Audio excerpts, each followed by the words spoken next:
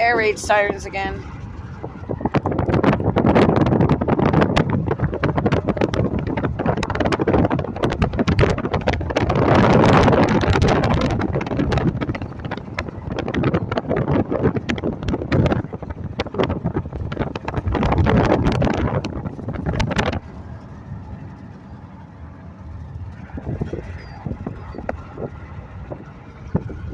Now this time they're in Lehighton.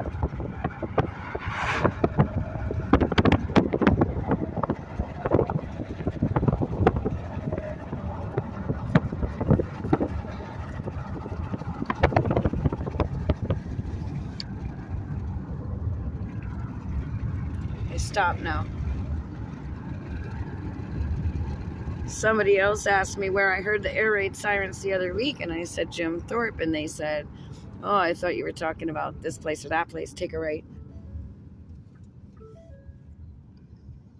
And so apparently whatever town he was in, yeah, they stopped now.